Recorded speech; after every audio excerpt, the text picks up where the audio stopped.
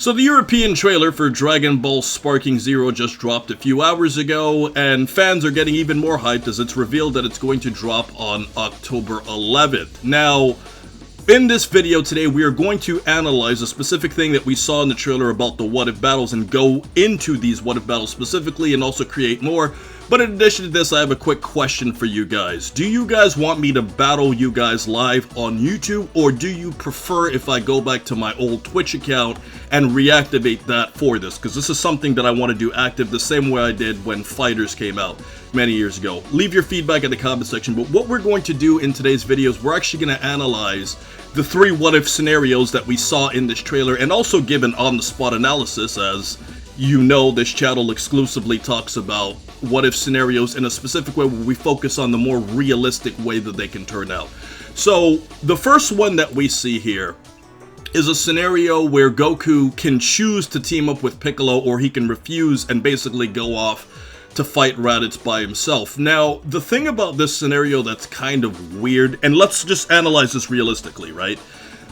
Realistically speaking, based off of how much of a threat Raditz was, if Goku went to go find Gohan by himself, I would find it kind of weird to believe that Piccolo would just not go, and like Goku like rejects him and says, no, I'm not going with you, and he just goes by himself, and Piccolo would just sit there. I don't think Piccolo would do that because Piccolo knew realistically that neither he or Goku stood a chance because they were around the same strength as of this point, because you have to remember, based off of what was recently happening in Dragon Ball, Goku and Piccolo just fought each other years ago in the 23rd Tenkaichi Budokai tournament. So as a result of this, both Piccolo and Goku would know that they couldn't defeat him, and as a result of it, considering the fact that it required Gohan raging out combined with the Makanko Suppulse Special Beam Cannon to take Raditz down, realistically speaking, Goku stands absolutely no chance. So, and as a post-edit, I should also point out that we see Krillin accompanying Goku as I was showing you in the editing, and the funny thing about all of this is the only way I can realistically see Goku and Krillin taking Raditz down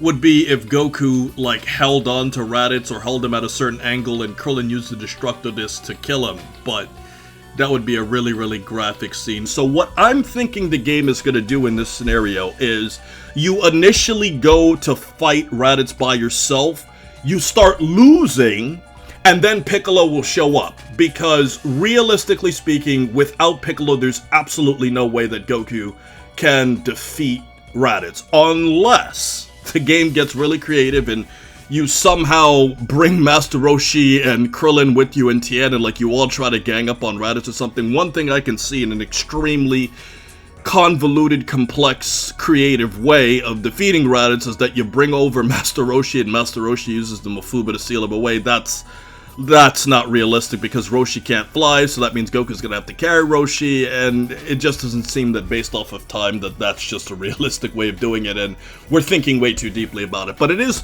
a unique scenario to look at this and imagine what would Goku have done in a battle where he actually rejected Piccolo and went to go fight Raditz all alone, because we all know that based off the story he's gonna die, and maybe the game will do one of those things where it's like a dark outcome that just ends there on the spot, and then you get a chance to play it again like the correct version. It would be interesting to do that. It would be kind of short for like what the what-ifs can expand to, but I think that would be an interesting idea. Now there's another one we see here too, where Krillin effectively like sacrifices himself to like jump into way and save Goku when he's fighting against Ozaru Vegeta, and Krillin dies from what it appears in the trailer, and Goku turns into a Super Saiyan against Ozaru Vegeta. Now, this would all have to require some level of rewriting to an extreme extent, because what exact point would Krillin have jumped in? Is this a scenario where Gohan and Krillin never leave Goku, and like they're always kind of like there in the background while like Goku is fighting Vegeta, or like they left and came back early before Goku was completely crippled? Because you guys have to remember, Goku was completely crippled in the battle against Ozaru Vegeta. So it's one of those things where we have to revisit a theme about the Ozaru transformation that a lot of people often forget. And it's the weird fact that when you look at the Ozaru transformation, it kind of seems to bypass and get rid of whatever injuries the Saiyan had. There are multiple examples. You can go back to the 21st tournament with Goku versus Master Roshi. You can go back to the battle that Gohan had against Vegeta specifically, where Gohan was basically completely immobile at the moment, but he transforms and it seems like Ozaru forgets or ignores whatever damage you have, kind of like an adrenaline boost where like it kind of forgets it, kind of similar to what happened when Goku first went Super Saiyan against Frieza. Goku could barely move after he launched the Spirit Bomb. Frieza kills Krillin, and then Goku can fight Frieza for 5 minutes, spanned it over the course of multiple episodes. But the point that I'm trying to get at is that depending on the timing, this would be a really unique scenario. If Goku does go Super Saiyan versus Ozaru Vegeta, would he end up killing him, or would he still do the same thing where like he beats him and then he lets him escape? Now, based off of the circumstances, because the Z Fighters, or should I say the Dragon Team, did not fully know or like have an idea of what they were going to do, what I would assume might happen in this what if scenario would be that Goku would still let Vegeta go, and then they would still eventually team up on Namek because he would still need Vegeta's help. And as a result of this, because Goku would still be a lot weaker and he would still need to go through all of that gravity training, so as a result of it, I still feel like if he goes in that first initial space travel ship with Bulma and everybody else and whoever's left, assuming Gohan, I just see a scenario where if Goku spared him, he would still need to go to Namek to bring Krillin back to life because Krillin would have died twice. And because Krillin would have died twice, he would need another way to bring him back with the Dragon Balls, along with all the other Dragon Team members that died. So I still think that Goku would have to spare Vegeta and go to Planet Namek. It would be really interesting to see how that what-if scenario would turn out. Now, last but not least, we got one more what-if scenario here that I actually thought was the most interesting. It just so happens to be the best for last. So we see Vegeta and Trunks doing a father-son final flash. Now, if you guys remember when Vegeta and Trunks were teaming up during the Zamasu arc, you'll remember that they did a father-son Gallic gun against Zamasu. So the interesting thing here is that I guess it's kind of taking some ideas from that. But if Vegeta and Trunks are teaming up to fight Cell, then we have to assume that Gohan died. Now, the way that I'm imagining this, and the only way that I can see that this would realistically happen, is if you go back to when Cell actually came back to Earth, he fired a death beam. And that death beam killed Trunks. Now, what I'm thinking is, when Super Perfect Cell came back, because remember, Cell's a lot stronger now. He powered up similar to a Super Saiyan 2 if you go back to the original manga. Translations can say different things, but the point that we're trying to get at here is that Cell came back a lot stronger. And if you also remember, when Cell came back, Gohan was not a Super Saiyan 2. I guess after, Goku had died, Gohan had just powered down to his full power Super Saiyan form, which, obviously Goku and Gohan were using throughout the entire Cell games, and when Cell came back, Gohan got angry and powered back up into a Super Saiyan 2. So I'm saying all of this to say that Gohan would have had his guard down because he was in a weaker transformation and he wasn't expecting Cell, and the death beam would have hit Gohan. So, with that said, Vegeta and Trunks would have to be the only two characters that could have fought against the Super Perfect Cell, and we're assuming they have to either power up or have some other unique way combined with the other characters to kill Cell, or Gohan is still alive and he's just off screen, trying to help her do something.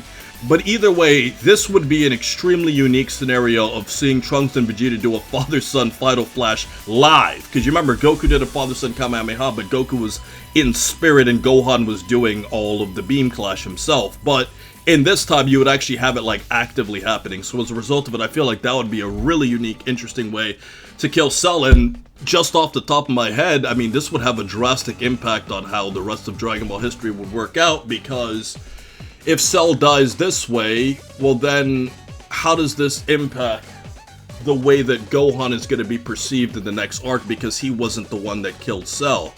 And is Mr. Satan still going to take credit the same way that he originally did before? A lot of interesting questions we can find out from this. But overall, guys, I am stoked for this game to come out. I definitely think that the direction that they're going with these what-if battles, where you have full control or more control over what we had in the previous game iterations, is definitely a unique way to keep fan engagement high. And I just think Dragon Ball fans are going to lose their mind, because one thing we have to remember is that even though what-if scenarios have always been thought about in the Dragon Ball community back in the day with forums and such, over the course of Dragon Ball YouTubing and, you know, over the course of more Dragon Ball games being released, what-if scenarios have become a lot more popular. And as a result of it, I feel like this will increase the replayability of this video game. So, I like the fact that they're giving the canon and the storyline, you know, a lot more flesh in this, where the characters are actually, like, having a lot more involvement, as opposed to just playing a traditional Dragon Ball story that we already know everything that's gonna happen all over again, and then just focusing on multiplayer because nobody cares about the campaign or the story mode. And I feel like giving a good story mode would give a lot of service to Dragon Ball fans. But overall, guys, that is all I have to say. Make sure you answer your question about whether or not you want me to reactivate my Twitch account, because it'd be interesting to go back on Twitch and see how you guys feel about that too. And yeah, as of right now, I'm actually ironically working on a video about time travel, and it has to do with Future Trunks. So stay tuned, guys. We will be back, and there's a lot more to explore in the mighty world of Dragon Ball.